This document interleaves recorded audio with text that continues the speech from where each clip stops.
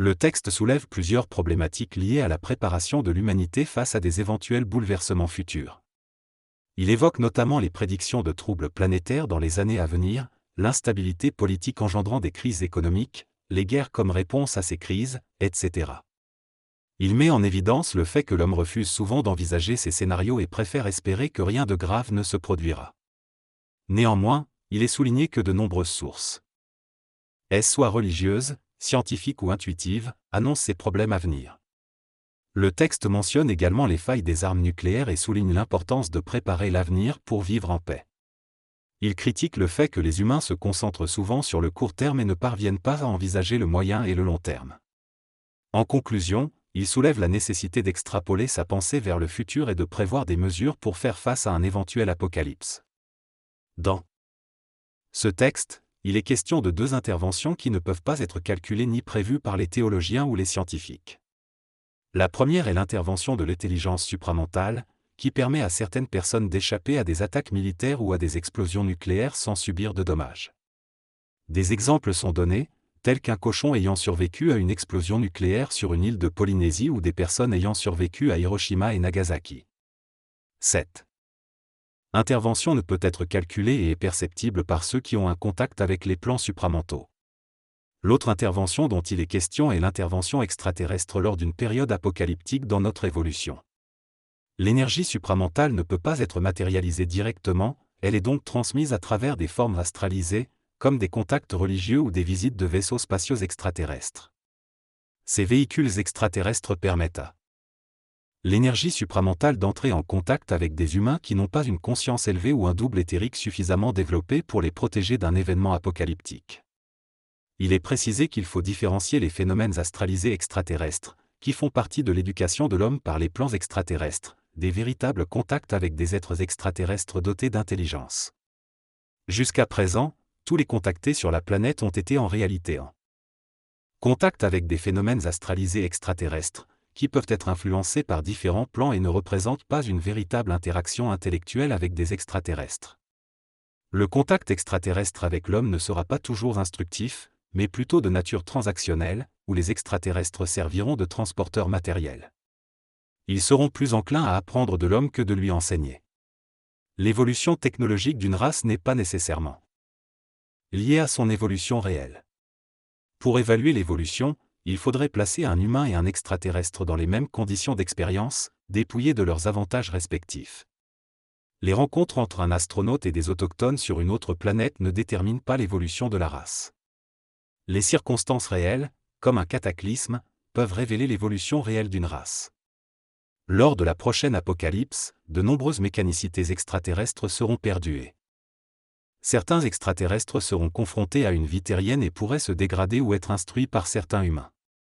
Il existe deux types de contacts extraterrestres, ceux qui transporteront des humains vers des endroits plus sûrs pendant le processus de purification et ceux qui amèneront des humains dans des régions apocalyptiques pour leur propre purification.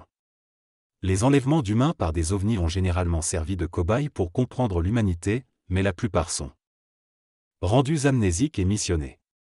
Selon le texte, les humains seront manipulés par des extraterrestres intelligents lors d'un contact visuel avec des vaisseaux spatiaux. Cette expérience induira une nouvelle réalité dans l'astral planétaire, créant ainsi une forme de religion mentale. Certains humains auront accès à ces rencontres extraterrestres, mais la majorité doit simplement continuer son évolution sans se focaliser dessus.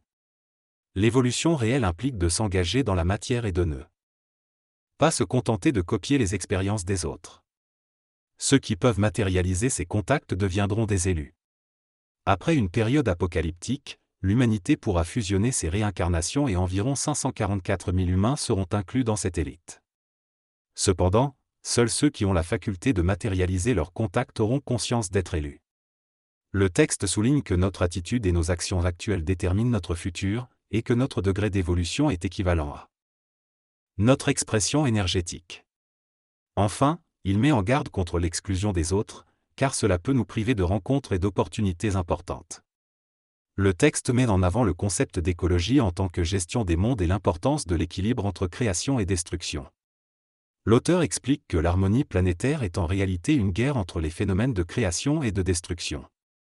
L'élimination des prédateurs des loups ou des loups eux-mêmes crée un déséquilibre qui engendre d'autres problèmes. L'auteur souligne que tant qu'il y a un équilibre des forces, il y a la paix, même en temps de guerre. Il explique également que lorsque des forces extraterrestres entrent dans notre planète, elles se divisent en deux clans pour ne pas perturber l'équilibre. L'humain doit donc choisir entre un transporteur intelligent et un transporteur aberré pour maintenir l'équilibre de notre planète. L'auteur conclut en disant que l'humain recherche continuellement la paix, mais doit comprendre que celle-ci est liée à l'équilibre entre forces opposées. Et de comprendre que la guerre est inhérente à notre existence et à notre création. Chaque vibration, chaque expression énergétique est en conflit avec le reste, car chacun cherche à occuper sa place et à maintenir son existence. Cela crée des tensions et des luttes constantes, que ce soit dans le monde humain ou dans le monde cosmique. Les traditions anciennes parlent des guerres entre les forces du bien et du mal. Est-ce par Lucifer et Gabriel? Nous sommes dans une création qui nécessite un équilibre, mais chaque élément tend à devenir la seule chose existante, provoquant ainsi des conflits. L'être humain est comme un gaz, il cherche à s'étendre et à occuper tout l'espace qui lui est donné. C'est pourquoi nous explorons continuellement de nouveaux territoires, du système solaire aux autres galaxies. Cette tendance à l'expansion crée inévitablement des guerres, car toute division entraîne un nouveau conflit. U a tenté de créer une fusion entre le yin et le yang, mais cela reste difficile à réaliser. Finalement, nous devons prendre conscience de cette réalité et chercher de nouvelles façons de vivre en harmonie malgré les conflits inhérents à notre existence. La paix sur Terre dépend de l'équilibre qui existe entre les différentes espèces. Tant qu'il y a un équilibre entre prédateurs et proies, la paix est maintenue.